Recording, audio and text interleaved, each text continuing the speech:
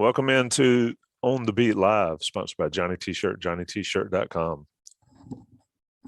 With On the Beat Live, I'm your host, Tommy Ashley. That's Greg Barnes. Gregory Hall, of course, always here now, a staple in all of these shows, like the right-hand man that he is, soon to be the front man if he'll host this show while I just sit back and relax. But we're going to have fun with this one. Of course, it's the off season, and we all know the Inside Carolina mantra that's been taken by other outlets. There is no off season.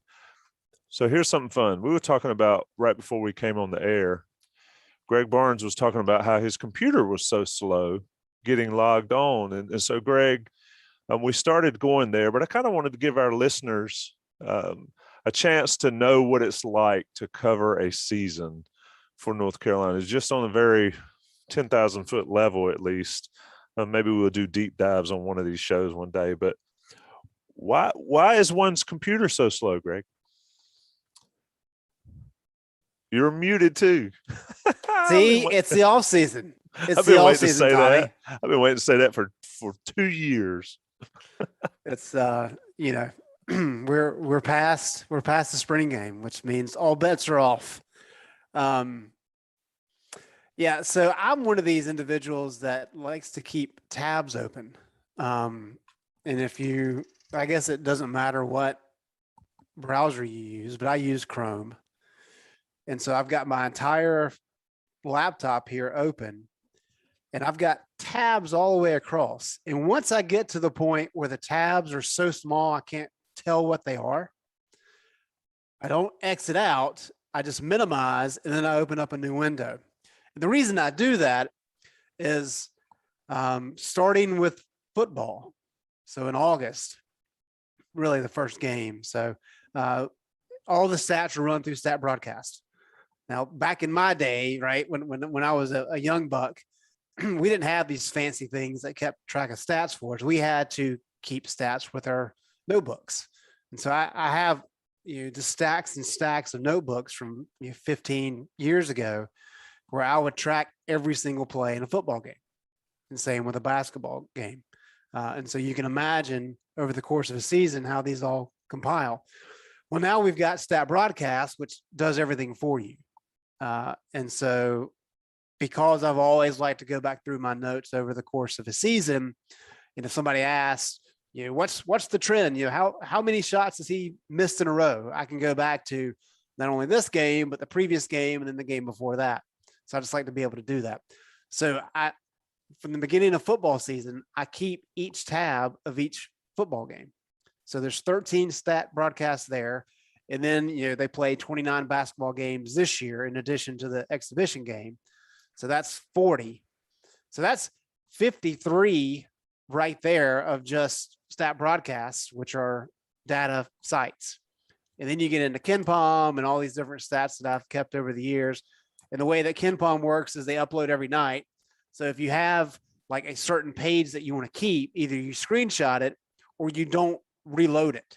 So I've got a bunch of KenPom set up. So it's nonsensical, but it's what I've done. So I've got probably, I don't know, maybe 120 some tabs open over a couple of browser pages. And that's why, long story short, my computer is running slow right now. And this time of year, after we get through the spring game, I have to go back through and call whatever and save whatever I need to and start fresh. But that's a summertime activity, Tommy. We're not quite there yet. Two things on that. One, Stat Broadcast has archives, and you can go back and get them. They don't disappear. You don't have to keep them up. Two, I like it handy. It gives me, every time he opens his computer and I look at his screen, it gives me just the most, I'm not a very organized individual. Like I can be, but it just drives me crazy. And maybe it's organization for him, but it's absurd. At least you're not Adam Smith that keeps track of every single play on a pen and paper. Hey, there's something to be said for that. He still does that. He's my age, but he is an old soul. You can't control F a notebook, by the way. To the YouTube chat, Greg is not 75 or 80 years old. He's actually much younger than me. Here you go, Gregory, and I'm gonna bring Taylor in, but I'm gonna do this, Gregory. Since you can find the archive so quick, what do you want?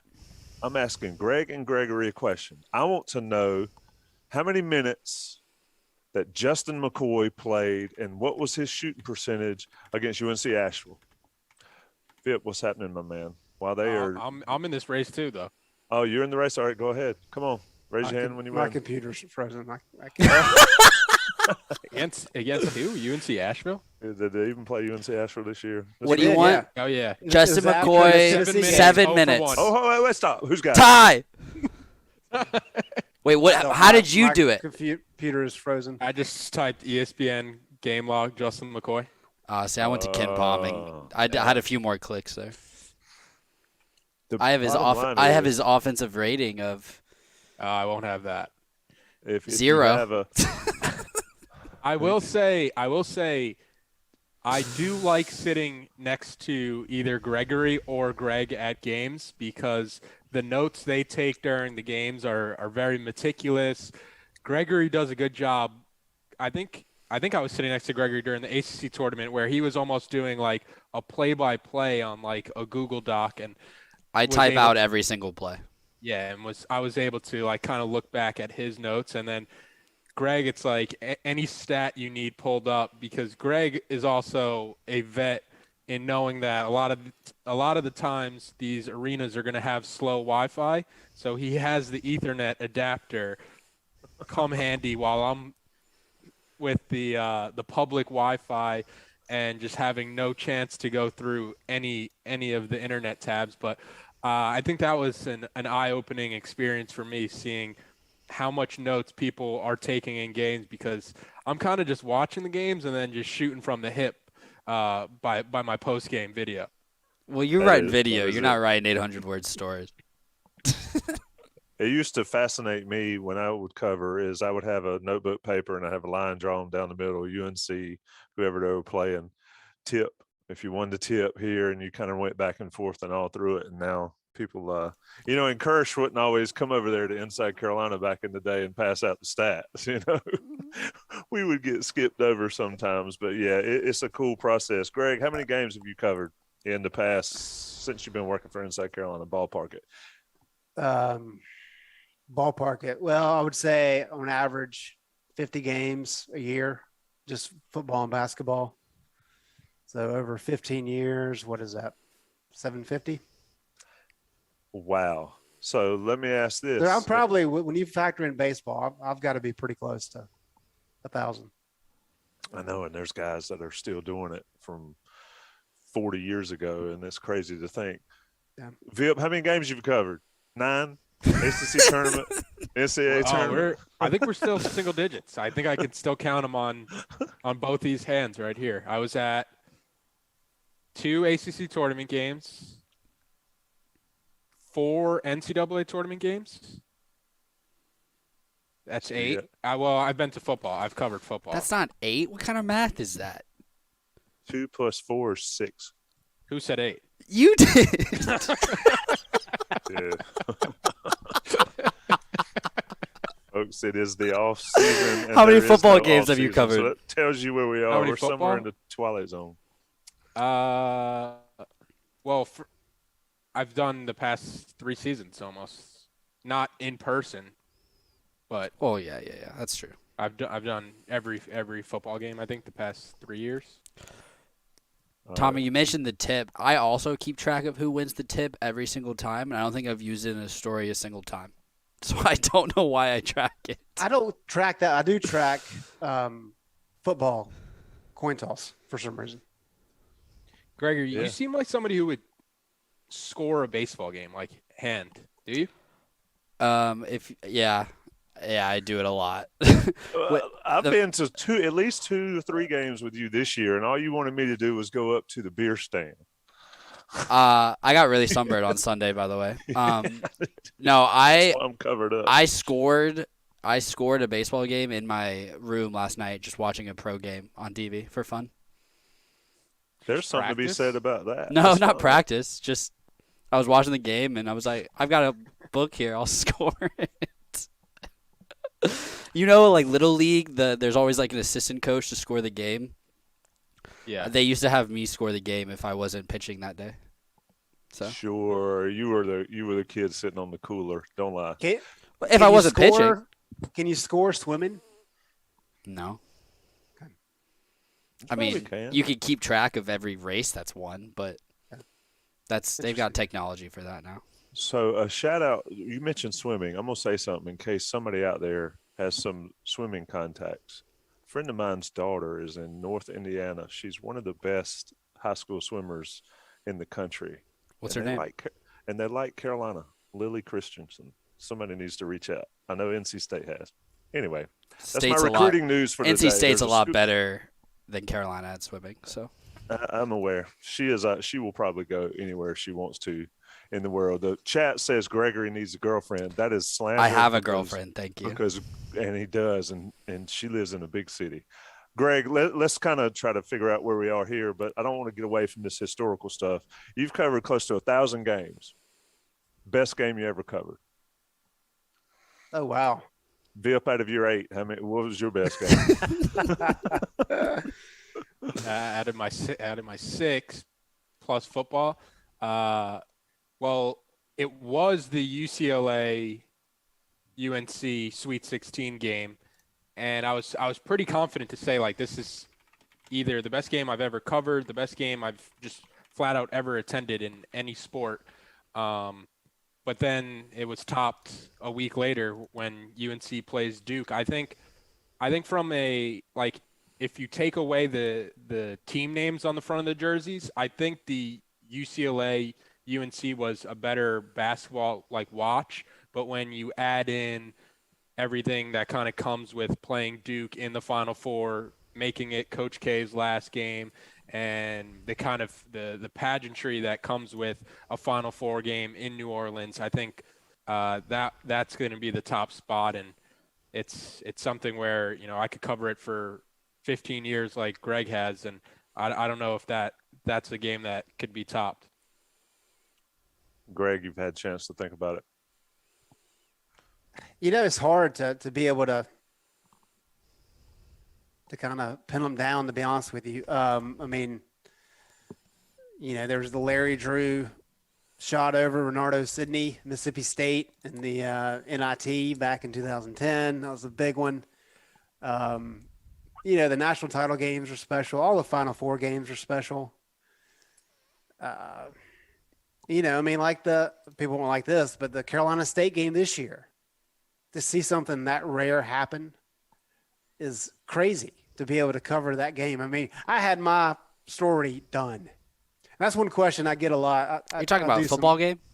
Yeah. Football. Oh, okay. Yeah. I was like, there's no rarity in the basketball No. games. But I mean, like the TJ Warren, Marcus Page back and forth game at PNC, that was a great basketball game. One of the questions I get a lot of, I speak at some of the J school classes typically every year. And I get a lot of questions about, you know, how do you adjust your game story when certain things happen? And the one that came up most recently, of course, was the Chris Jenkins shot. You know, Carolina, I think, was down by 8, came storming back. Page hit the crazy double clutch shot, kind of a shot put. That's a legendary shot. And then Jenkins goes down, of course, and hits the 30-footer to win it. And sometimes you have a game story written, you have everything done, and then something like that happens, like the Carolina State football game this year. Everything's done. I mean, it's just, you're waiting to hit enter because you feel good, because you've done your job, you've got it knocked out, you're ahead of the game, and then something happens, and you've got to start from scratch. And so it's trying to piece all that stuff together, and those are the ones that really stand out, kind of the crazy endings. But just in terms of fan experience, you know, kind of as a reporter, I was telling, I think, Adam Smith this. He was sitting beside me at the Carolina Duke game in the Final Four, because Taylor, we had prime seats for that one, right? Yeah. Yeah. We were courtside. I was right behind Clark Kellogg. So just great seats. But because I've covered so many games over the years, you know, all the pomp and circumstance is lost on me. Like, I go to Cameron Indoor and it's kind of like a hassle because you got all this noise and all these people on back of you and elbowing you in the head and that kind of stuff. You're just trying to do your job. So you block out everything. But yet for the Carolina Duke game, that was such a momentous occasion that that the hair on my arm was standing up, and that never happens ever. But so to be in a situation like that, where it's such a big game for everybody, and to be able to experience that was really a neat thing. And so you get that a little bit with the Final Four games. So they kind of, whether or not they're good games or not. But the Kansas Carolina game in 2008 in San Antonio, that's up there just because it was such a shock. That team was so good. And for Kansas to smack them in the mouth the way that they did, that just kind of stands out in your memory. And I think it does for fans as well. So I would have to sit and have a long thought process about which games kind of stand out. But a lot of those that I just mentioned are near the top. Yeah. The one thing, and people are asking about some football games in the chat, the football press room, at least in Keenan and in most other places, there's some places where folks cheer like crazy. It's kind of antiseptic up there in the football presser. But in basketball, not so much at Carolina anymore because you're up in the upper deck, but at Duke and at the Final Four and places like that, you're down there in it. I remember JB Sissel and I were covering the UCLA game in Smith Center, and that was back when everybody was on the floor. And I can't remember the guy for UCLA, and I wish JB was still around to remind me, but dude jumps over JB. JB's doing video. He puts on the video, all you can see is this dude coming straight at JB, and then the camera goes black because his knee hits JB in the forehead. And the kid behind him on the front row of the airplane seats, he's the one that gets the jersey that the kid from UCLA brings out after the game. JB still had the ring around from the video camera. And then Peppers was, came on and fell on the table when we were there. But football games are you're just in a room with people, and you got a press guy hollering out stats and all that. So it's interesting to hear your take, Greg. And Taylor, I'm sure you'll get plenty more opportunities, but I don't know if you're going to top being courtside in the Final Four this year, because that place was electric. But Greg, you mentioned the state game. So let's slide that into this On the Beat podcast a little bit. How much different do you think this spring practice, max attitude, everything around the program would have been had Carolina won that game? That's a good question, Tommy. And I think not just that game, but also South Carolina, because in talking with people around the program after the state game, there was some pointing of fingers kind of across the board of, okay, wait a minute. Why did this happen? Why did this happen this way? And it wasn't like a total agreement, but then you get to the South Carolina game and the entire team played bad. And I think at that point, they're like, okay, wait a minute. Like, the state game was fluky. This was an embarrassing loss to a team that's not very good. And it's not the first time this year that's happened. So I think the combination of the way the state game ended and the bowl game really forced Mac to reassess. He said late in the year, and I think a lot of it was frustration, but he kind of took some jabs at the media, somewhat in a joking manner, but just talking about how his team was too hyped up. And there's some of that for sure. But I think we can all agree with what that team had. 12 wins was maybe a little much. Top 10 was maybe a little much, but 9 to 10 wins should have been it. They were good enough to be able to do that, and fell woefully short. And so I think the way that things ended, Mac realized that, hey, we've got to make a significant change, and that starts with me and on the way down. And so, very clearly, he's kind of gotten off after Phil Longo and kind of how he's doing things, wanting things to change, and then bringing in Gene that brings in a new mindset. So because half side of the ball is pretty much brand new, he's making his point known to Phil Longo and that offensive staff. They've been able to you really step back and say, okay, we need to make sure we change things. I think North Carolina's run to the Final Four really helped because it allowed them to stay in the shadows, and there just was not a lot of media attention. And they were able to use that. Last year, there's a ton of media attention. Yeah, how good can this team be? Can Sam Howell win the Heisman? All those things. This year, there wasn't that. So they're really able to say, look, you guys haven't won anything. You didn't win anything last year. You had a losing record. But now you have an opportunity to really get things started on the right foot. And I think they've done some unique things in the spring, and that they've got off to a good start. That has to continue. But I think they started the way they needed to this offseason. Yeah, I mentioned the Final Four run. I've said it a couple of times. I've mentioned it to Deems May in our post-game podcast after the spring game when we were out there with Heels for Life and all those guys. Is clearly having the light off of them help them focus their team, because I don't care what anybody says. And Vip, I'll ask you this question. Players can talk about how they're focused and all, but in this day of social media and everything and everybody talking all the time and people can't get off their phones, players see that stuff. 100% they see that stuff. Well, this year they were able to work in spring without any of that stuff. And I think Chiswick and Charlton Warren and Mack and all those guys getting them refocused, I think it'll be, I don't want to say it's better for the program that the pressure was off or the media attention was off, because you always like positive attention, but your take on how they were able to work sort of under the cover of that Final Four run.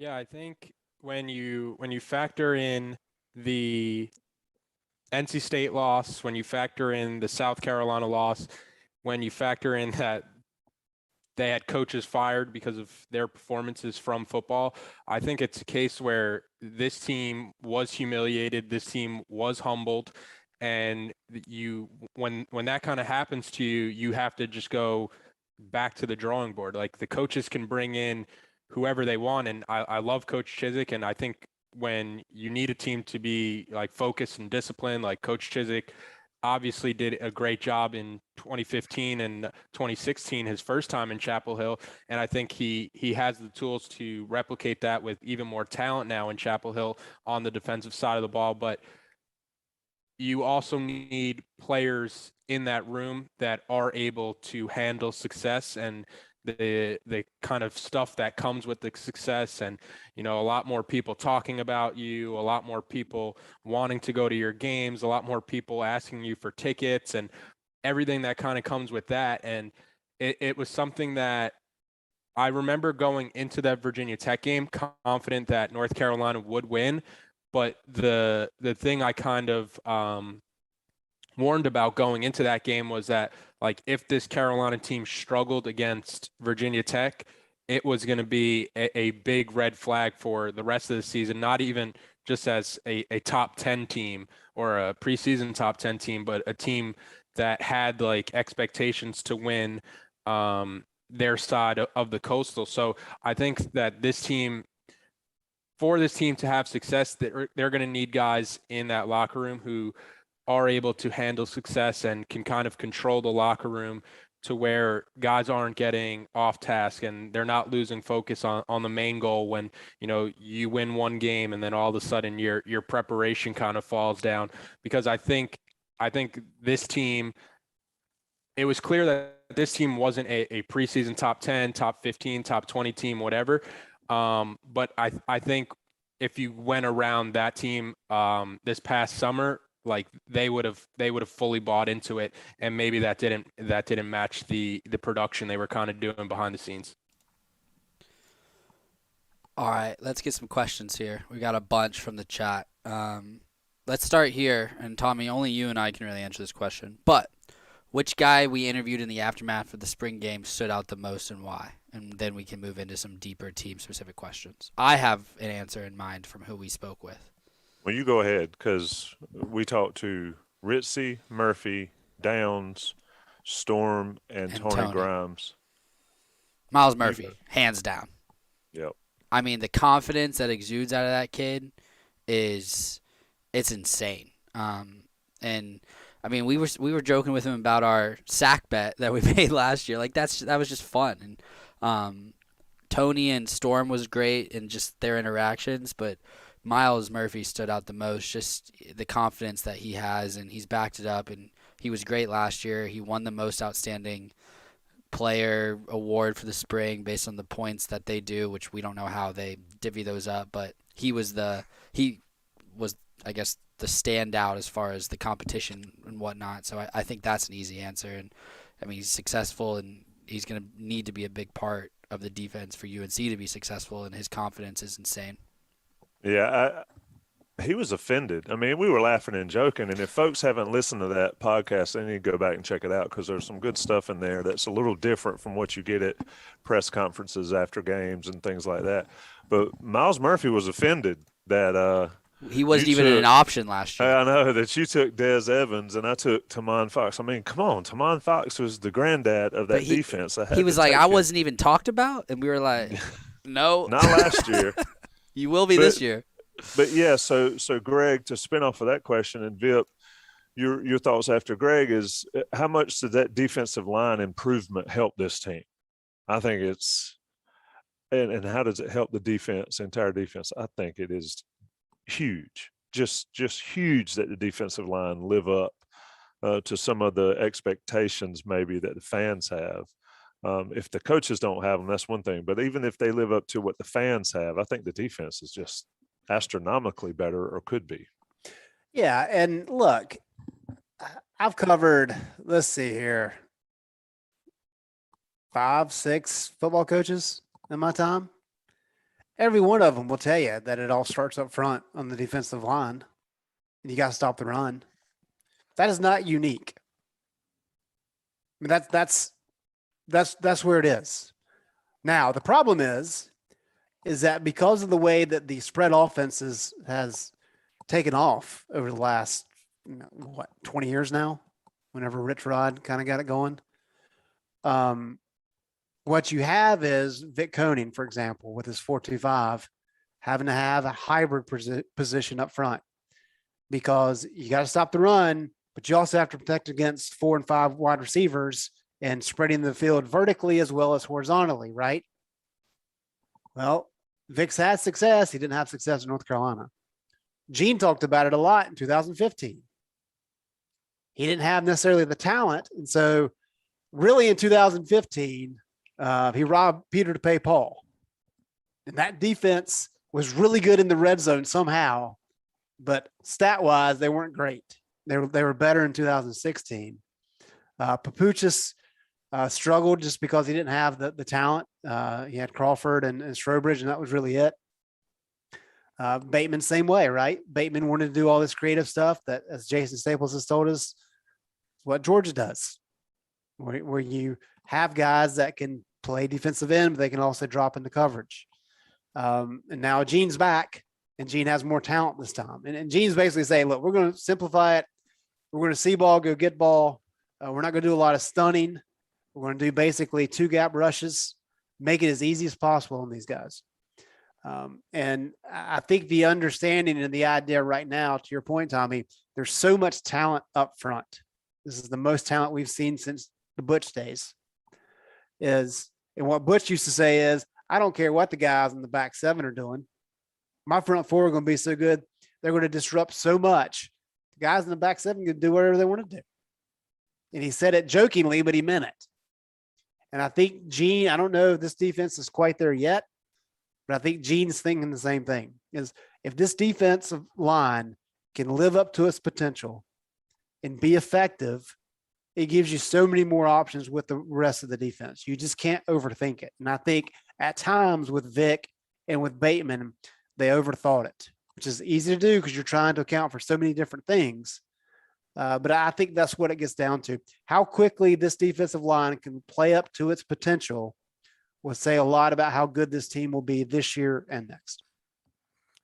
Vip, how much, and I had a question, and I don't know if I really want to go there, but how much they've been pretty physical this spring. They've been as physical as Carolina's been in the spring in a good while. But how much does practicing every day against an offense, a spread offense, sort of like Greg started to mention, how much does that make a difference on the defense as far as how good they can really be? Does that my question make sense? They don't face a team that's going to run it down their throat in practice all the time. Well, if they line up against a team like that, how do coaches combat that in practice? I think that's why, like a normal team period, you'll go 11 on 11 and the offense will run their stuff. The defense will try to run their stuff. But I think what you're looking for more would be like the inside drill period where they take away the DBs and they take away the receivers. So while the 7 and the linemen and like if a tight end's attached and the running backs will stay for inside, the receivers and the DBs will go to like the other part of the field and do like one-on-ones with the quarterbacks. And then the inside drill, it's just hand the ball off, really physical. So I think you still get that physicality when you do something like inside drill. If you're a team like North Carolina that wants to, spread you out and get rid of it quickly, and you're not really giving a defense like a true look, I guess. But I think most staffs will do a good enough job of making sure you get that inside and you get like red zone scenarios where if you're inside the 5-6 yard line, there really isn't too much space to hide from physicality. Yeah, and Murphy and Ritzy both talked about inside zone drills and all that kind of stuff. People are asking how good can the front four be, and Greg, to your point, they got to live up to it, right? They got a ton of talent. I mean, Travis Shaw is a monster, but he's just 18, 19 years old. He hasn't proven anything yet. Exactly. Not a thing. And that's my question is how do you quantify that? Yeah, how do you set expectations based on the lack of proving anything yet? If your expectation is that Travis Shaw is going to be Dexter Lawrence from day one, then you're probably setting the bar too high. We've talked about it before on this podcast, but being a 5-star is not a guarantee, right? About 1 out of right? 50% get drafted. So Drafted. the odds are that drafted, right? So the odds are that Zach Rice or Travis Shaw will get drafted. That's what the odds tell us. Now, the early returns on both those guys were pretty good, which is a good sign. But look, I mean, this defense was not good last year. And that's one of the things with the spring game. You can't take anything out of spring games, I know.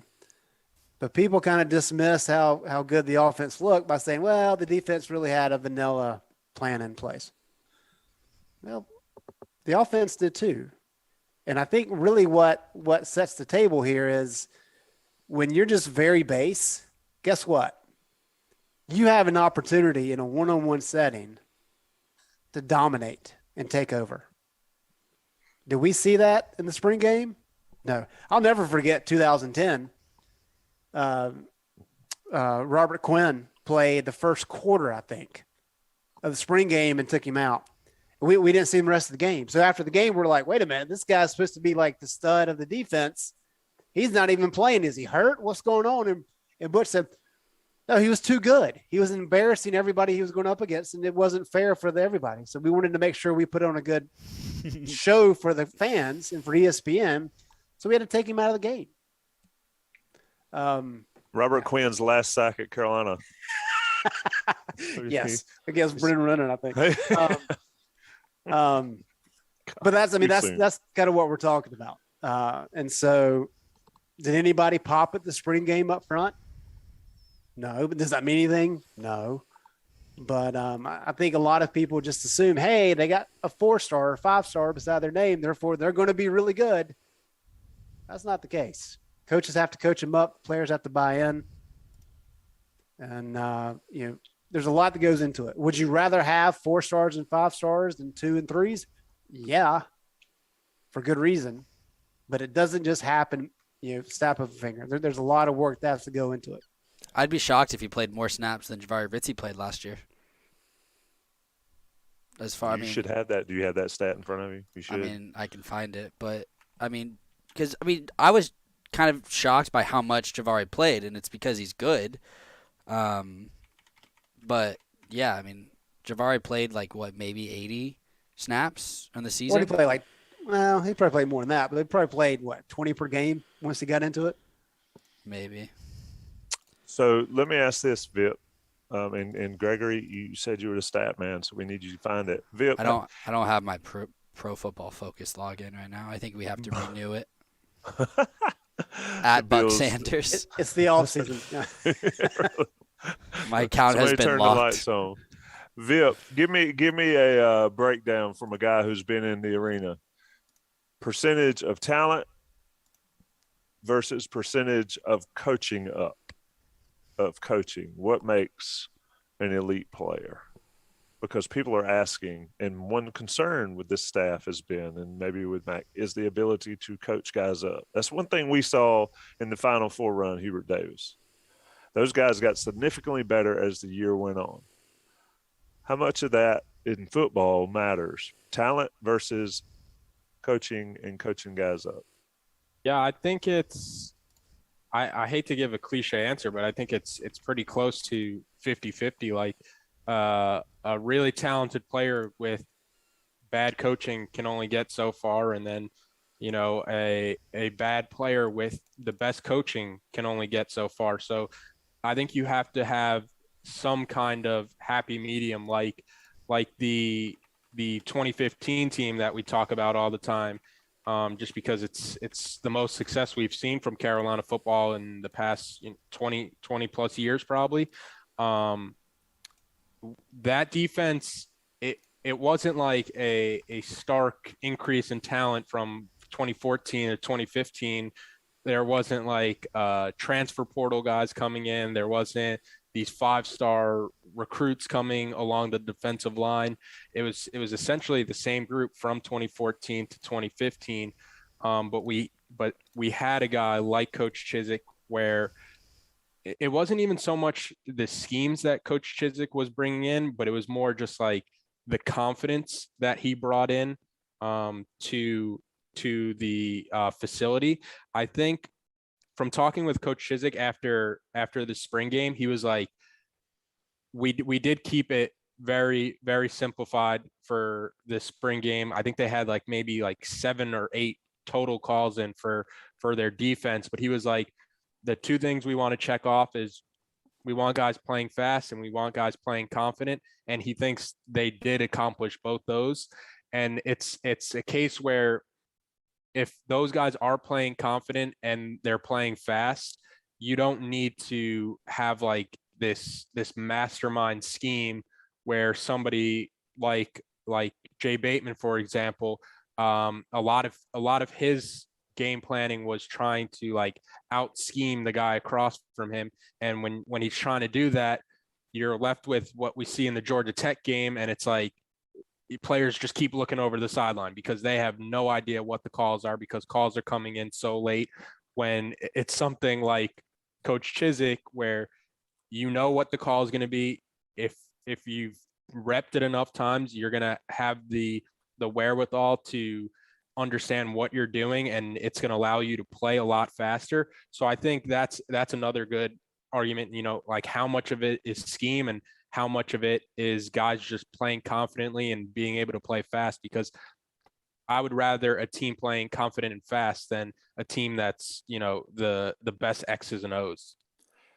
You mentioned the knowing where they're supposed to be and all that stuff. One thing that Deems May said in the post-game interviews we did, and Greg, I wanted your take on this as well because you pay attention to this stuff. I'm not sure I do too much unless it's clearly noticeable. But Deems said how calm it was during the game. There wasn't a bunch of jumping around, people going nuts, people trying to get the thing, guys turning around looking at everybody. It was, they made a call and they went with it, or they checked and everybody did what they were supposed to do. Did you notice that in the spring? Is that a function of the vanilla latte that they were playing with, or is that something that we can expect in the fall? Yeah, the hope is that you see that in the fall. And I think Gene really kind of broke it down in an interesting way. we talk a lot on the offensive side of the ball, where with the spread offenses, because they want to put in a minimal number of plays. Like, I don't know what it is now, but Phil, when he first came, only had 26 concepts, right? I know Fedora was kind of the same way. But the idea is that you rep certain plays so many times that you get incredibly efficient at them. You almost perfect them. And the idea is that you perfect plays, and if you can perfect them, you can run them better than somebody can defend them. And therefore, you don't need many plays. It's not like John Shoop where you've got 1,000 plays in the playbook. And those are concepts. So what you do is you have a concept, which is basically a package of plays on the left side, and you have a package of plays on the right side, and you can mix and match concepts however you want. But a quarterback, when he'll sit back there, he'll pick one side or the other to go through. And Fedora did that quite a bit. Defensively, though, you've always kind of had this reactive nature, right? That's kind of what it is. But what Gene really taught him is, while there are some base plays in effect, he's also teaching concepts in terms of, okay, on this particular play, this is what we want to do as an entire defense, right? We're not saying, okay, on this play, you're doing this, and you're doing this, and you're doing this. This is what we're trying to accomplish as a group. And so the cornerback, if the wide receiver is going vertical in this concept, you're going to hand off. It's like the NC State played in the game, right? You have to know if you're handing off or you're staying with the guy. It's not necessarily a play. It's an idea about what we're trying to accomplish here. And that's really what the vanilla base aspect of it is, right? It wasn't specific detailed plays. It was ideas, concepts of what we're trying to accomplish. And because of that, there had to be a lot of communication. And so you're not so worried about, okay, I've got to do exactly this. This is what my job is here. And so that was a communication taking place. That's why the guys, he said it took him really to about practice 8 or 9 to really get a sense of what he was talking about. And from there, it really kind of sped up and the guys kind of latched on pretty quickly. And that's why it was calm. Now, as you get into the summer, you get into training camp, you're going to have to get into more detailed plays. You just have to on the defensive side of the ball. But the hope is that the idea of, okay, this is what we're trying to do as a unit, and then we're going to specify it a little bit more in training camp. That lends to the idea of, okay, it's not just about me and what I'm supposed to be doing. It's what everybody else is doing and what we're trying to accomplish. Gregory, jump in here. Here's something we were going to do. We were going to have some clips from Gene Chizik and Phil Longo on here and play them. But you know what? You guys can check them out on Inside Carolina's YouTube channel. Gregory had them prepared. I think we're already 50 minutes in. So anyway, Gregory, ask us a question. And let me do this first, too. Let me tease a future On the Beat podcast.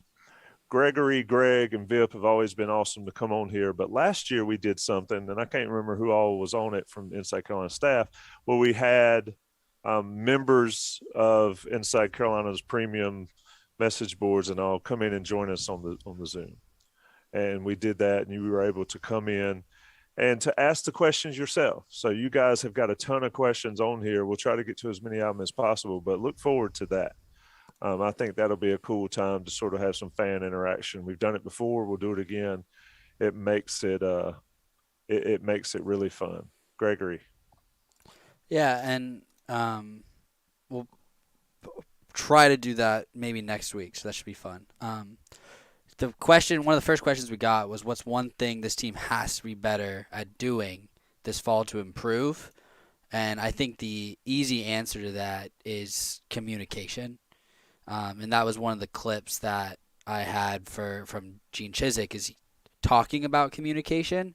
And Greg, I'm just curious your thoughts on, one, what Gene said yesterday about communication, and two, how much is it him just being like, yeah, of course we're going to get better at communication, and how much do you think this team can actually get better at it, considering it's a lot of the same players from last year, which I think benefits that, since they can kind of point to what was wrong and fix what needs to be fixed.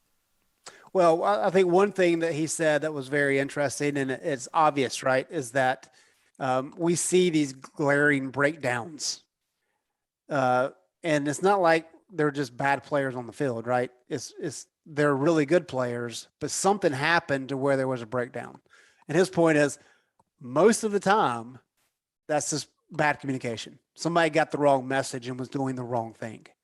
And it's easier said than done to fix that, but that's something they've really worked on. And one way that they've worked on it this spring, he said they've had an open dialogue in film study and in team meetings. He said a lot of times coaches will get in there and really just talk at the players and to say, hey, you need to do this, you need to do this.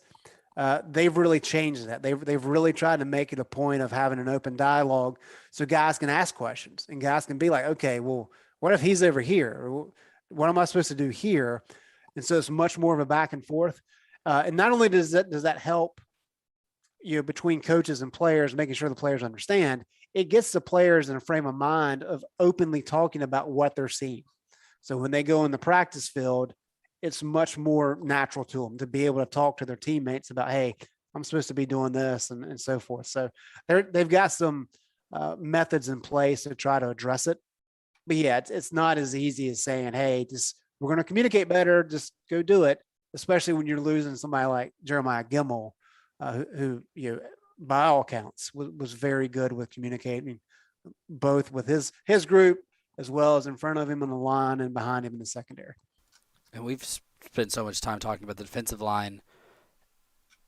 Which is more of a worry in the fall, the DBs or the linebackers? Because you do lose Jeremiah Gemmel, but I think Cedric Gray's up to the task. So for Vip and Greg here and Tommy, anyone, who do you guys think is the bigger concern on the defense? Because I think the defensive line will be the best group on the defensive end. So is it the DBs are a bigger concern, or is it the linebackers?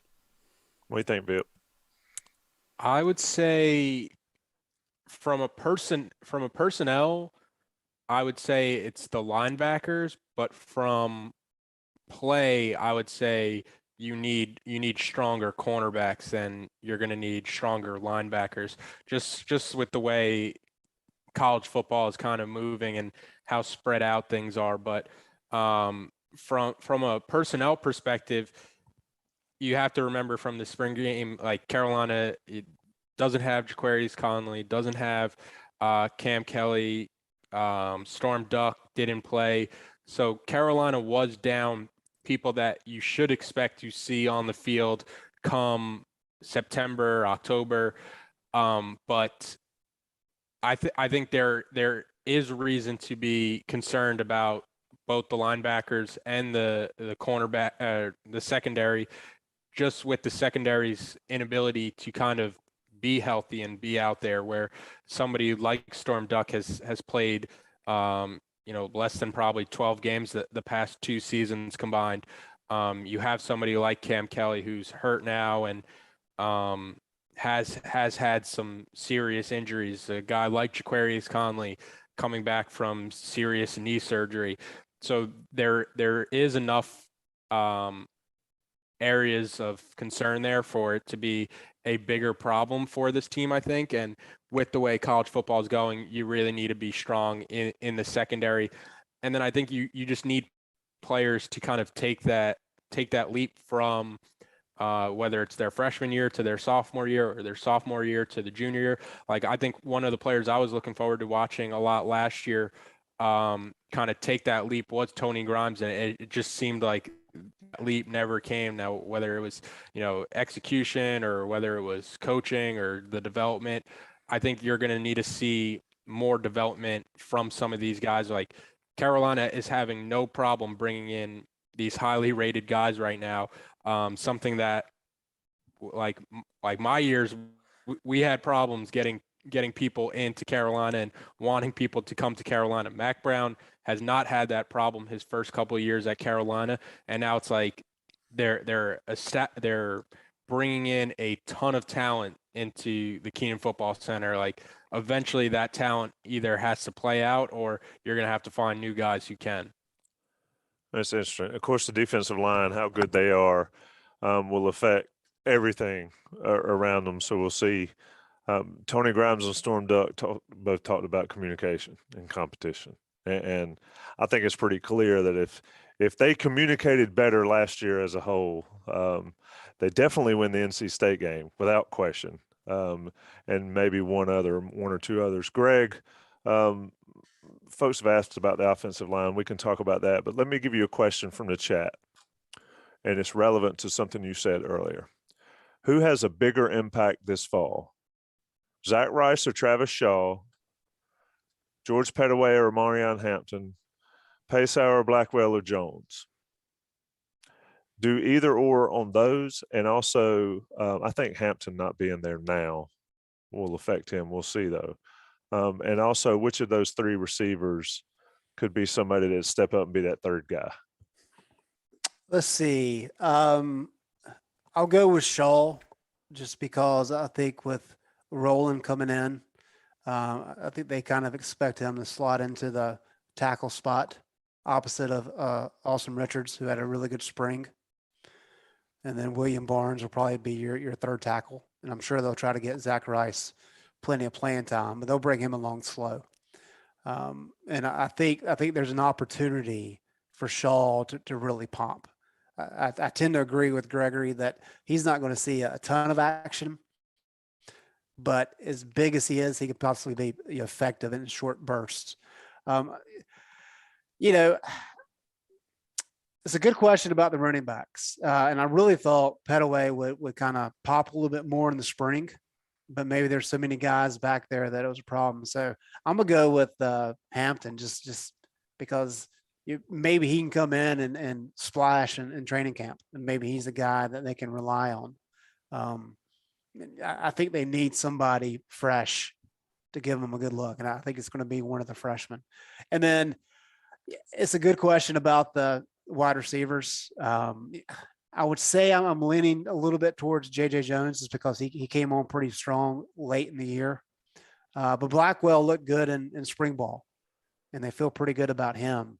And one thing we can say is that they only had 6 scholarship wide receivers in spring, and they're only going to have 8 right now in training camp if they don't sign anybody in the portal. And Max said they want 13. So that's a significant shortage.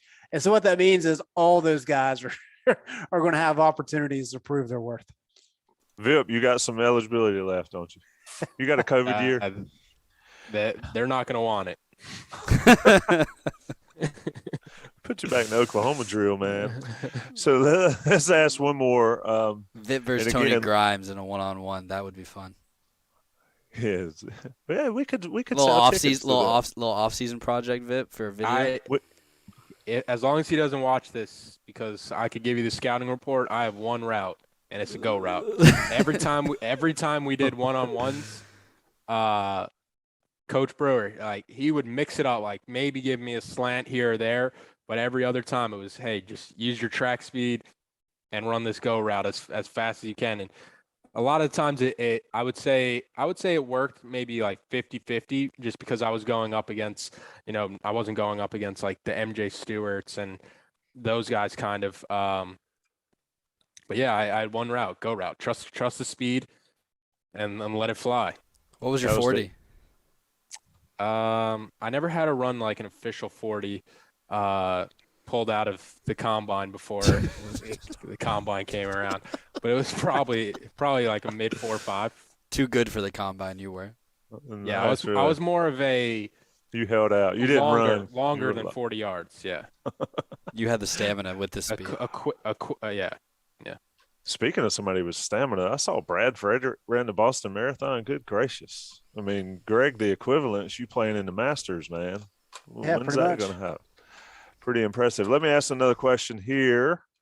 Transfer. Which transfer plays the biggest role? And this is current transfers because, like Greg mentioned and like Mac has mentioned, if they're at 6, we'll be at 8, and they want 13. They got some mining of the portal to do. Gaynor, Taylor, or Rolland? Greg. Mac said, did Mac not say that Noah Taylor's the best pass rusher on the team? Yep. That would lend me to want to. It's obvious too. That would lend me to want to choose him, But I think center is such a huge position for this offense. I might go the Gainer way. What do you think, Greg? I don't think you can go wrong, to be honest with you. But I'll go Roland, just because you said the other two. But no, Rolland. Roland. Sorry. I think they need to solidify the tackle position. I know William Barnes has come along, and I know Rice has potential. I don't think you want a true freshman out there if you can avoid it. And I think Roland they're hoping he can come in and really solidify the right side of the line. And with Gainer at center and Anderson, who's now healthy, they feel pretty good about their interior. So I think he's going to be the key addition. Somebody in the chat said Vip out there torching Matt Merletti. I got an IC fundraiser. Vip Merletti, one-on-one. Merletti's a little bit older. They're both in good shape, though, right? I know. Yeah. Both pretty. I mean, y'all could go out there and sell tickets to it. I'm going to need some kind of health insurance, some kind of waiver just in case it goes bad. I'm not getting out on the field just to get out on the field. You're not going to be like Dre Bly getting out there running races with the guys. Yeah. That is her. Straight line I will. Straight line I will. It's once you start getting into turns and cuts. His ankles aren't made for that anymore. Yeah, no. My knee. No, it's my knee. Oh yeah, he's one in cut and the ACL's gone. Yeah. Again. You are not getting on the field for anything less than 10 grand. We got it like that. I don't know. Negotiable. Yeah, he's like, wait a second. Wait a minute. I might take Let's have $8 grand. I might take Don't set $8. the number too high. All right, we will set a GoFundMe page. And Merletti, I know, Matt, if you're listening, you're getting set up here. GoFundMe page, Vip versus Merletti, the battle. We'll do it we'll do it on the street. We'll do it on Stadium Drive, to make it fun. Anyway, any other things from the spring, Greg or Vip, that stood out? I mean, I tend to think that the quieter the better. I thought Longo's press conference was interesting. I thought the quarterback battle is going to be a thing all the way through. I thought Chizik was fired up, and I thought Mack is more fired up than he's been. But anything else stand out for you guys, or is it just basically another spring season in Chapel Hill, Greg? I think it's pretty much another spring season. I will say, though, I think Cedric Gray is the guy to look out for. And there's a lot of concern with Gilmore moving on because he was such a key part of the defense from a leadership and communication perspective. And I think they've been really happy with Cedric Gray stepping into that role. And I think that's a critical component for the defense. They are very talented. They do have a new coaching staff, or two new coaches at least, running the show. But you've got to be able to spread the wealth. You've got to be able to share all that knowledge. And they really think Cedric Gray has kind of stepped into Jeremiah's role. And I think that's going to be very important into the offseason, into the summer months, and also into training camp. So I think that's the one player that we've heard a lot about that I think is kind of the main takeaway for me. Vip, who's your breakout guy? That's a good question. Although I think Cedric, didn't he lead the team in tackles last year? He might have. Or not? He may have. Where's your stats, man? Sorry. My breakout player for this Carolina team, I would keep saying Bryson Nesbitt, just because of how big a mismatch he is as a tight end, where he's a lot faster than a traditional linebacker in coverage, and then he's just going to be a lot bigger than a traditional person in the secondary in coverage. So you could split him. You could attach him closer to the line. You could split him out wide, more like a traditional receiver. This is only junior, senior. This is going to be his fourth year playing, tackle football. And he still has a ton of good football left ahead of him, being that this is only his fourth year, and football hasn't had the chance to kind of beat him down yet. But I think somebody like Bryson Nesbitt, he has all the tools. I've kind of been saying this since, before he even came on campus at Carolina. When you look at him, you could see like the modernized version of the tight end, and we just had him on the Players Lounge, so it was interesting kind of getting his takeaways and hearing why he chose tight end, why he didn't play football until his junior year, what it's like having a dad that played in the NFL for 10 plus years and how he kind of uses that to his own advantage in trying to get to the NFL. And I just don't think you could utilize somebody like Bryson Nesbitt enough, especially with a quarterback who's has a huge shoes to fill in replacing Sam Howell. I spoke with John Lilly today. I'm doing a story on Bryson that'll run next week. And it's funny you mentioned like the choice to pick tight end, Vit, because Coach Lilly was telling me about how when Bryson got to Carolina, he weighed a lot more than he does now, as he's kind of slimmed down a little bit to play that wide receiver, tight end hybrid position. But he was worried when he got to Carolina that they were going to move him to tackle because he was bigger than some of the other guys. And so since he's gotten more into the weight program, he's gained more weight. And so Coach Lilly will like tease him. He's like, if you keep adding weight, we're gonna put you at tackle. You know that, right? And whatnot. So I thought that was some fun little insight there. But you took my breakout player, Bryson Nesbitt, but I'm gonna go with Des Evans. I just pressed the button in the post production for the laugh track. I mean, stick to the hits. Stick to the hits. You're doing your job, man. You'd think he would get a sack, right? So he's my guy. I gotta ride or die. Gregory, you were right. Cedric Gray did lead the team in tackles last year. My point was more to the leadership aspect of it. How many sacks for Des Evans? 0. No, We're talking about this year. Oh, this upcoming year? Yeah. I mean, he got 2 in the spring game. So way too early. This is way too early. How many games? They'll probably play 13 games at least. Right. So that's 2 a game. 26. That's what the spring game taught me, right? Okay. I will bet you every bit of your money now, your inheritance and everything. If you take 26, I'll take the under. I wish I had an inheritance. And Tommy, my computer finally loaded the page. Justin McCoy played 7 minutes against UNC Asheville. That's a good callback. That is a good callback. Nice. The way we started is the way we ended it. That's pretty cool there. Look, like I told people in the chat, and if you're listening later, get your questions ready. We'll figure out a way to submit them, get you guys on to ask them individually to our Inside Carolina team. Gregory Hall will help run that because I do not know how. Greg Barnes, Slagle, Gregory has not yet paid up on that. And Tommy hasn't told me what he wants yet. So. And I'm taking Miles Murphy. You know what I like.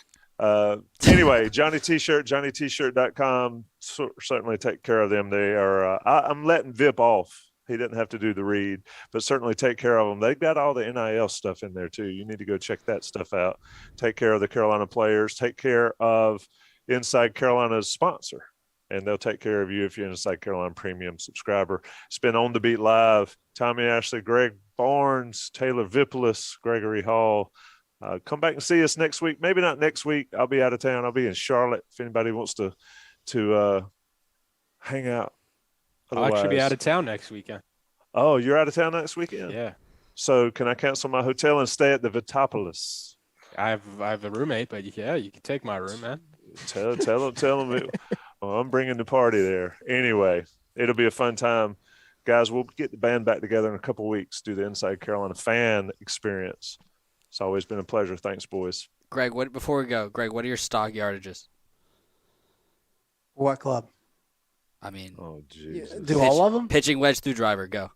This is the after hours. But you just go up, what, 10, 15 yards? Pretty much, yeah. Yeah. Can we stop the recording and keep it on live? And recording stopped. Yeah, we're still live. We're still live. All right, Greg. Pitching wedge is about 140. And then, it's pretty much up 10 from there. 7 irons, about 175 stock. Then you get on up like 3 woods, probably 240. And then driver, who knows? It depends which way it goes. 360. Striked it. Middle But- fairway every time. Yeah. Oh, But we you didn't know- talk about Jay Wright retiring. Yeah, what's that? What do we think about Roy Williams, Mike Krzyzewski, and Jay Wright all retiring within a year of each other? Two are not like the other one. Yeah. Jay's only 60. Good for him. That's what I said. Yeah, good for Yeah. him.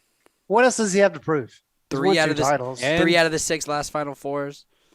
And the CBS crew will bring him on every tournament if he wants. And he said he wanted to do, Yeah. or his people said he wanted to do TV. So yeah, any TV analyst job he wants, he's got. Yeah, I've always thought he was a cool dude. I've always thought if Carolina ever went out of the quote unquote family, that would be pretty interesting pickup. Not sure he would have done it. Some say he might have, but it all worked out. But yeah, Jay Wright leaving or retiring from Villanova. Who's going to win the NBA championship, Vip? Uh, Not the Suns anymore, unless yeah, Booker's. That's tough. I would probably go back to the Warriors, I think. Jordan Poole is kind of taking that next leap to where they're bringing Steph off the bench, scoring 30-plus points. What world do we live in that Steph Curry comes off the bench? Think about how good these guys have to be. Why did he come off the bench? He's coming back from hurt. injury.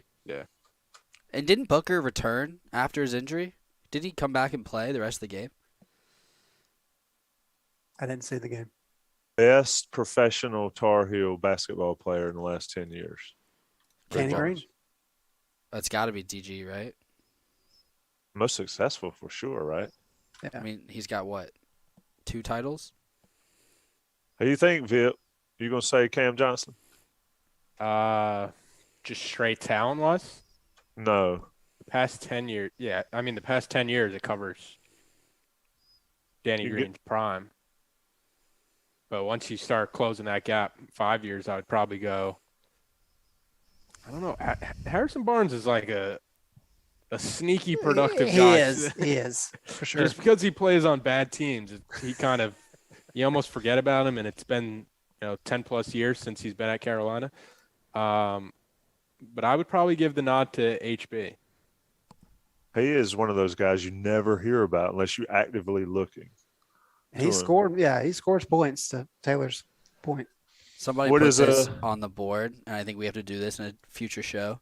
But it's a fantasy draft, which we've done. We did fantasy drafts last year, but this is a little different. You have to draft an all-time UNC 5 to like replicate this tournament run that they did. Right? Is what the guy said. 2 caveats: you can only draft one player from this past year. So only one of the you can only draft one Brady Manick or Armando, blah blah blah, and you can't draft a national champion. But you have to put together the best 5 you could that you think could replicate this past run that they did. I think that could be fun. How many years are we going back? All time UNC. One play All time non no all time non-national champions. Only one player from this past year. That's a long time. We might have to cull the list to your lifetime. Maybe. Okay, so we say we could- 93. My lifetime Yeah. is 98. God dang. I Yeah, made my why you heart do hurt. this to yourself? Barnes, no, we'll let Greg Barnes set the guidelines since he's the rational one of us, and we'll do it. We'll do that draft. And all-time non-national champions at Carolina, there's a bunch of good players. There are. Yep, for sure. I mean, somebody mentioned in the chat, I'd take Jameson. I'd take the 98 team, period, over just about anybody you want to put out there. But anyway. Well, that was the conversation fans were having, and I understand why they're having it, but they're talking about you desperately trying to get Baycott up in the banners and trying to get Brady up in the banners. Yeah, I get it, but there are a ton of really good basketball players that have come through the Carolina program that are not up there. Do you think the criteria needs updating? What is the criteria for a little fresher here? Most valuable player of the championship team, like MOP voted in the Final Four. Final Four. The captain of the championship team, right? MVP of the championship team. Of the championship team. but voted- but voted by the team. Correct. Yeah.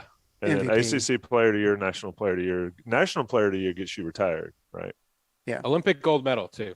Correct. Yep. Interesting. Olympic gold medals on there. And then there's some first team All Americas that First do or it. second team All American. Yeah. Okay. And there's several like Sporting News, and there's like 4 or 5 of them. Yeah. It's quote-unquote Marcus was second consensus. team All American. I think you can make the argument that some of the media organizations that they use for All American could be updated. Is there anything you're thinking about in particular, Taylor, that should be changed? Maybe like tournament records, school records. School I've records already- is a lot of people. So you're going to end up with, like it used to be in the Smith Center. They got 500 banners up there, and people used to clown Maybe it. just NCAA tournament records at that point. I mean, Baycott did do something that only David Robinson has done.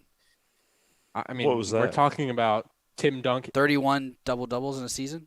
Oh, I'm thinking of that Baycott did something that nobody will ever do again. 6 Right. double-doubles in a 6 tournament. double-doubles. You don't think no one will do that ever again? It No one's hasn't done it yet. happened since. That's It fair. hasn't happened before. That is I don't know. It's insane hard that to that's say never it'll never happen again. Like people would probably said that like about a lot of things, and they've happened. happened. Like what? I don't. Thank think. you. UNC in the tournament. I mean, Yeah. how many people thought LeBron would score as many points as he has? He's just stat padding on sorry teams. Don't get me started on that. I'm just saying. No one thought that. Who holds that record? We came so close to making it a full. What's his I name? know. Does- We had to does- bring that guy Does up. Jabbar still own that record? The What'd you say? all-time points. Yeah. Vip's the pro guy. Is What it it- still Kareem Abdul-Jabbar's It's still record? Kareem, right? Yeah, Like no one thought that was All-time. going to be broken. but LeBron's got to be close. Oh yeah. No, wait. Now I'm second guessing myself. It is Kareem. He played a long time. Let me ask you a question. What is the most important stat to determine who's the best player ever, Oh, or boy. who's the best at it? One stat? Yeah. It's kind of like the argument that's going on Twitter, like QB wins are not a QB stat. What's the best stat to determine the best player ever? Is there one? It can't be points, because if I play in 4 million games, I'm going to have the most points. If LeBron's that's- going to play 25 years, Right. Well, that's my issue with doing records for getting up into the rafters, is because, the ACC, for example, is now playing 20 games. Yeah. How many did they play when you were in school, Tommy? Do you remember? there were 8 in the conference. Some of these guys are on their So they 6th played year 14. eligibility. Yeah. And so I wanted to mention this in the, crap, where'd it go? Hang on. You It's got one of too your many. You seven. got so many tabs. You got lost in the I know. sauce. No, 700 Le- tabs. I could stall for you. LeBron is 1,325 points away from Kareem, so he's going to get it next season. okay. So here's the stat. Somebody asked about if Leakey was in position to break Danny Green's record for most wins played in at UNC. That's a good question. And so it's going to be that situation, because some of these guys, like Key Clark at Virginia, he's played in 6 more games than Leakey. So Deion Thompson currently owns the ACC record for most games played in at 152. And if Clark stays healthy, I assume he'll be the one that takes that record. I don't know who else coming back for a 5th year. Leakey's in the running there, of course. But get a load of this. Danny Green played in 123 wins in 4 years at Carolina. He only played in 22 losses in 4 years. Leakey would have to play in 44 wins next year to tie him. In 5 years. Yeah, isn't that crazy? Yeah. But How did- Leakey will break Deion's record for the program most games played in if he stays healthy. Deion played 152. Leakey's played in 122. So as long as he plays in 31 games, he'll have that record. How did Danny Should- play in more wins than Hansbrough? Hansborough missed a game or something. It's a good question. Hansbrough didn't play like in Maui in 2008. And I think some things like that. I've got let me see. So should all these college records have asterisks with all these COVID years? It's a good question. So the Carolina wins played in. Here you go, Gregory. Danny Green 123, Dion 121, Tyler 120. Okay, so he missed And 3 then games.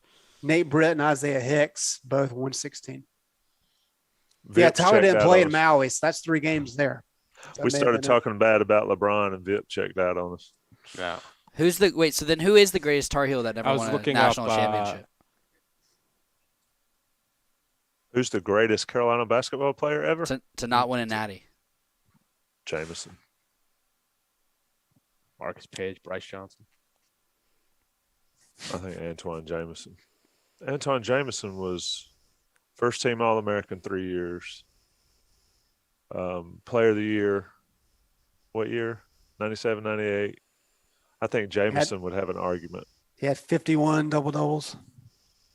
Second in the program history. What, Tommy? I didn't check out. I was looking up. How many games Jordan Bohannon played for Iowa. Oh, He started in 2016. He finished 2022. He's the all-time games played leader in college basketball, 179. games or wins? Games, right? Games. Tommy, what about Phil Ford? Yep. Ed Cota. He'd have to be up there. Nah, don't slander Phil Ford's name now. I'm tell you, you get people fired up. I would think Phil Ford's up there. Jameson's up there. That's interesting. We should do that draft. We Marcus is up there for sure. What about you mentioned how many games did Brady Manick play in his college career? I mean, he played 4 years at Oklahoma. They were never really good though. They went to the tournament at least 161. Wow. You know who's played more than him? The top 5 all-time games played? Garrison Brooks. How many has he played? 167. He started as a freshman. Yeah, 167. College basketball game. Jesus. So does he count as the ACC record? Even though 1 year was at Mississippi State? No.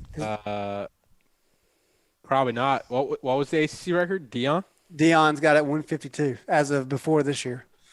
It's not no. ACC games. Though. Yeah, because most of those games for Garrison, not most of them, but the end of them. So what how would be many- the criteria there? It'd have to be games played All on an ACC ACC team, right? All ACC, Yeah. yeah. So what about Cameron? Is it Cameron McGusty, the guy Yeah. the guy that started at Oklahoma before Trae Young and Brady Manick? But he was hurt a lot in his time at Miami. Have you seen not to get distracted off it, but from that same Miami team, the pictures of Charlie Moore in all his different jerseys? He's played for 4 teams. Yeah. He started at Cal. He transferred to Kansas. He played at Kansas for 2 years. One of those years he had to sit out. Then he transferred to DePaul, and then he used his COVID-free year at Miami. I saw 4 pictures of him, and I thought it was just a Photoshop or something. 4 It's teams. kind of like it's kind of like the Jordan pictures in Shrunken Head and in Johnny T-shirt and up there where it's got Carolina Olympic and the Bulls. He can have his own photo array with all his different jerseys. Garrison announced that he's going to the G League today. Well, good for Garrison. Did I see somebody that I was watching Carolina baseball? Speaking of Carolina baseball, Oh, we never talked baseball. We didn't, but one of those guys is 25 years old. Is it Bovair? One of the transfers. It was a Yeah. hitter. Oh, okay. It was like, Oh, I saw think it's Berto. I think Alberto as soon as 25. I saw He's from a Zach community Allen. college. Zach Allen in New York this week. Four shutout innings for the Diamondbacks against the He's Mets. played well. Yeah. He was a good college player, but I never thought that was a guy that was going to be effective at the show. But Yeah, he really doesn't have the velocity that Right. would translate to being like an ace, but He's had a better career than Matt Harvey. Oh yeah, Here's a Brett Harvey's question. been all over the place. Since Jay Wright, Coach K, and Roy Williams are all gone, who are the next coaches to be top tier? Are we talking? This is talk ACC. Man, Okay. I think it's a problem for the league. You said Mike Bray. You've said Mike Bray is the longest tenured ACC coach after Boeheim Yeah. leaves. Yeah. Well, I mean, yeah. Who are the good coaches anywhere nationally? So The ACC is not it. Self, few. Izzo, but they haven't done anything. Bennett. Yeah, Izzo's on the way out. I mean, he's only got a few years left. Bennett's up there. He's the class of the ACC right now. Who's Yeah, the but best Virginia coach in will college? always be there. Who's the best coach in ACC? Bennett? Hubert Davis. Bennett. It's too early to tell. Signs Yeah. say It's too definitely Tony Bennett. early. What about nationally, Greg? Self. Mark Few. Self. Few's up there. But I mean, I think Self. I He's think got a Drew is couple better titles. than Few too. Isn't he? Gonzaga has been to 12 straight Sweet 16s. Don't get me started on Gonzaga. It's paper tiger, man. Haven't you learned that? It's but 12, I don't care what they do regular season. 12 straight Sweet 16s. That's 2 games. But no one else has done 12 straight Sweet 16s in the country. Carolina did it back in the day. We're going to Not learn now. We're very talking quickly. now. We're going to learn very quickly about Gonzaga. I think I would take Samson over freaking Mark Few. Because Tommy Lloyd was their bread and butter with international guys. That's and true. now he's at Arizona. And look what he did this year. Right. So we'll see if you can keep those international lines open. Because if he can, they'll be fine. If not, I think he'll struggle. Is Cronin a good coach at UCLA? He's solid. Yep. Yes, But that's the that- thing is like is Cronin, like is he elite? I think he's a really good coach. It's kind of like Holtman, at Ohio State. I think he's a good coach. Is he elite? Bruce Pearl's a good coach. He's on elite. Is there a bigger mismatch that works than Cronin and UCLA? Why is that a mismatch? I mean, it's just He's not Flash. He's not Flash. Yeah. He's a great guy. But it's like Is like anyone NC flashy? State, right? I mean, like NC State, Herb Sendek was a great coach for them, and he was so boring they couldn't wait to get rid of him because they wanted somebody from New York. No offense, Taylor, but I mean that's like, isn't that the weirdest thing? Isn't that the weirdest thing though? Like, I mean, Valvano and Chuck Amato and I mean Gottfried. I know he's not from New York, but he's got that personality with slick back hair and everything. Isn't it strange? and then they run Sendek off and get exactly what they were And looking Sendek was good. I mean, he was taking them to the tournament pretty much every year. We haven't even mentioned Calipari. Is he I mean, deserving of it? For good reason. Yeah. For good reason. for. It's interesting, though. I don't even think he cares about. He doesn't care about titles, right? I'm excited to see Shaheen Holloway next year. See if he could kind of build off the rising star he built at St. Peter's. His way. interviews were great. Yeah, Yeah, I was he in was his interviews just because. Yeah. Yeah. he's Asking great. questions just because. I was just curious to hear how he would respond to some question. My favorite thing he said in an entire run is when she said something about being nervous. He's like, "Why would I be nervous? It's basketball." Oh, he had a couple good quotes. I think after they beat Purdue, when he said, "What are they going to say now?" When he was just on the court yelling that. The sideline reporter was like, "What? What do you mean? No one's saying anything. You've beaten 3 teams in a row. no one is doubting your team anymore." That was interesting how Carolina just walked out and smacked them, though, and that whole deal. But he was good. It'd be interesting to see how he does at Seton Hall. I think he could have written his ticket anywhere. So is Hubert the best coach in the state now? Yeah, I don't think there's any question, right? Better than McKillop at Davidson. Yeah. Yeah, probably. I mean, he lost to Forbes by 20 points. Yeah. This has been fun. Y'all boys have been listening to the after hours. These This shows is the new used to- thing, the post show. We've Yeah, done it a we've few got- times, actually. That's where I'm going to do it. You want to get your hardcore fans and find out who they are. Those 140 that are sitting in here now are the hardcore fans. And if you're still here, 40% of the people who watch our stuff are not subscribed. So subscribe and smash it. And Yeah, if you just- want to get on our show, Smash it. you have to be a Inside Carolina premium subscriber because I'm going to post all the details on the premium board. So yeah, Is smash it like a young thing that we say now? Smash Yes. it. no, it's just really just like a YouTube thing. Smash that like button. I watch a lot of YouTube, and then it's just in my brain. That was instinct to say that.